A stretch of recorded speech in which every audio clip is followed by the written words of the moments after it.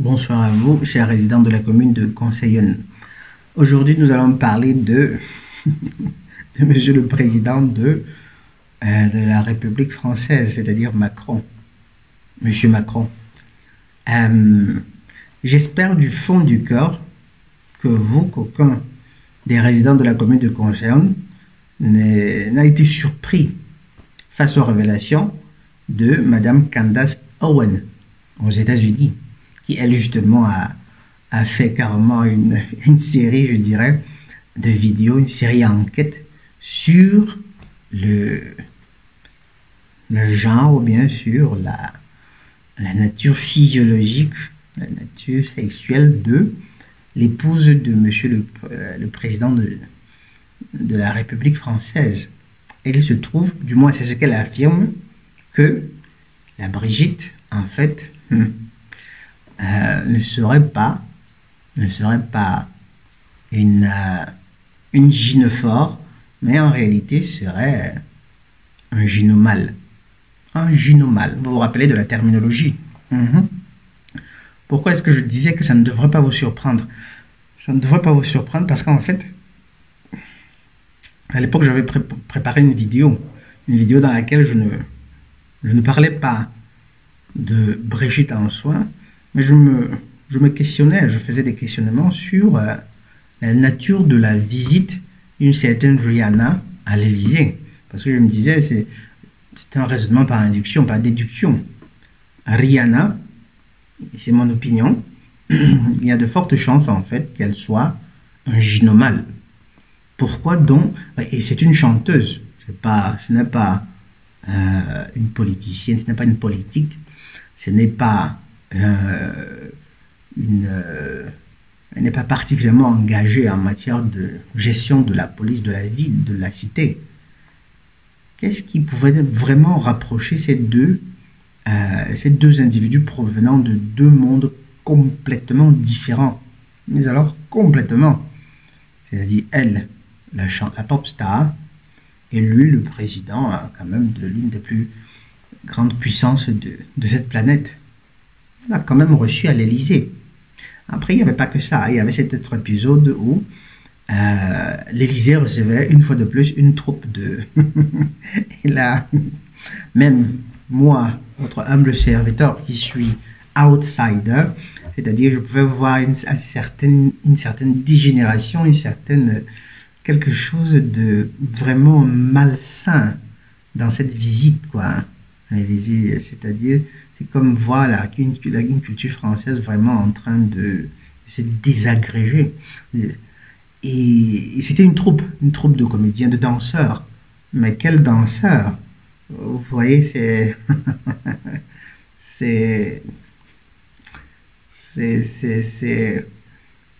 comment on va, j'essaye d'éviter d'utiliser des termes qui pourraient, vu que nous vivons dans cette société où on doit faire attention aux termes qu'on utilise. Bref, ces mecs qui vont avec des mecs, ils avaient ces costumes-là, genre des bardeurs en grillage, avec des culottes féminines. Bref, c'était vraiment quelque chose de désagréable en réalité. C'était vraiment désagréable.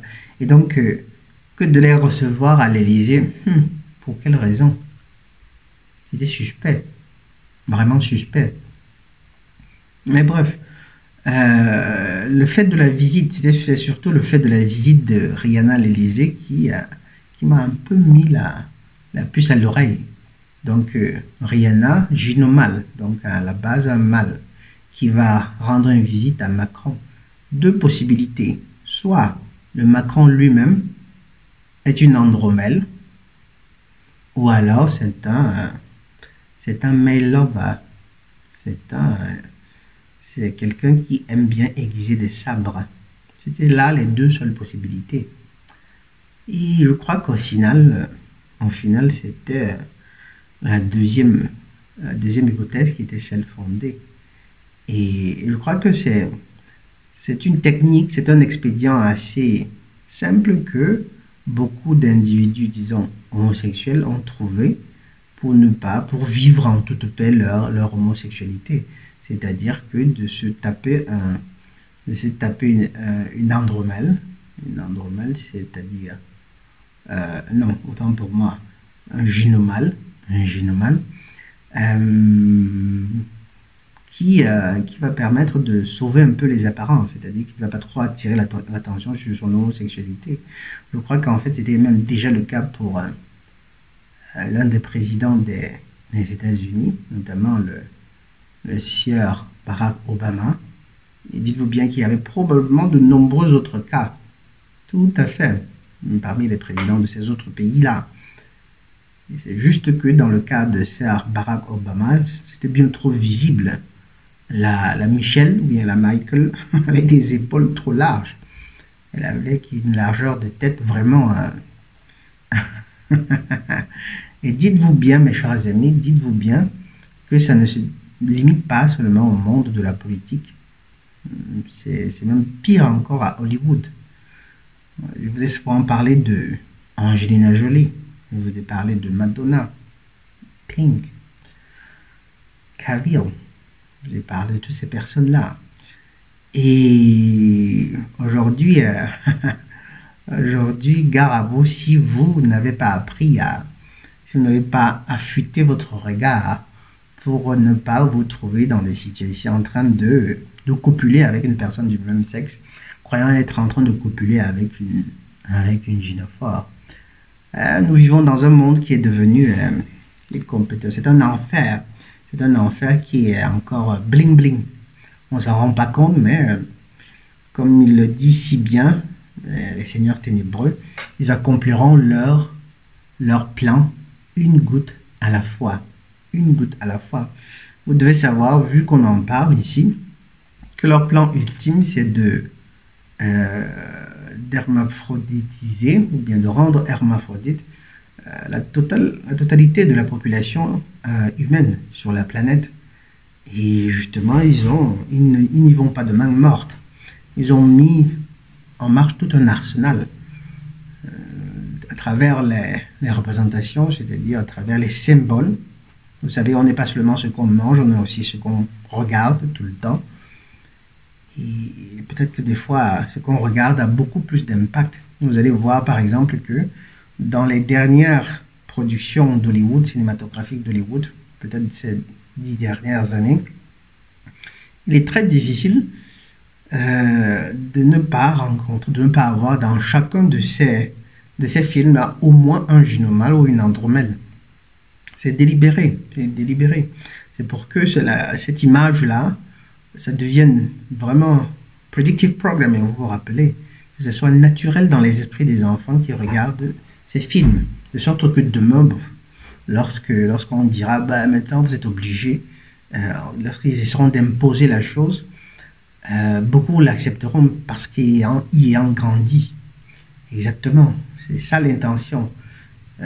Créer une population d'individus qui ne soient ni des androphores ni des gynophores. Ce sont des humains plus faibles, plus malléables, qui ont de la peine à résister à l'autorité. Après, ils procéderont à l'abolition de la religion. Bon, ça, oui, ils sont presque. Le peu de groupes religieux qui sont restés sont là simplement pour fourvoyer davantage encore ceux qui n'auraient pas perdu leurs sentiments religieux, ceux qui seraient encore en quête de spiritualité, ayant complètement banni, ayant repoussé la folie de l'athéisme. Et donc,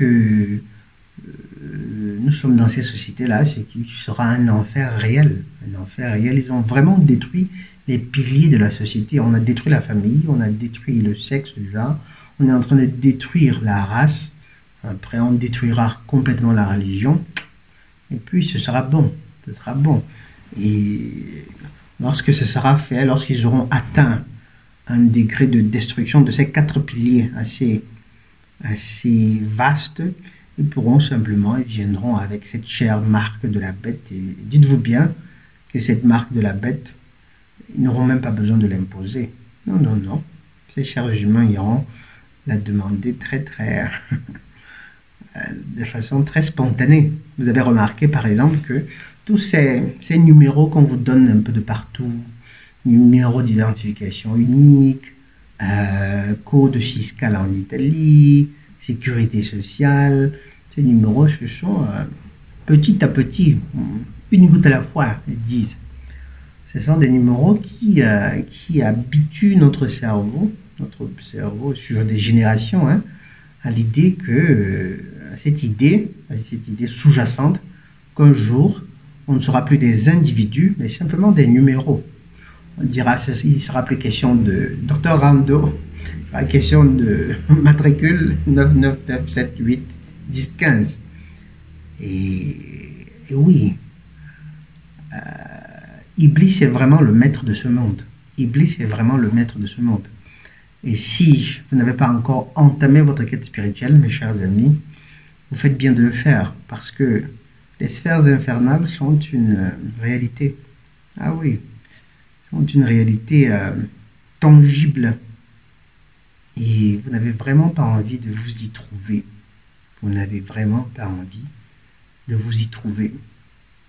Portez-vous bien et à la prochaine vidéo.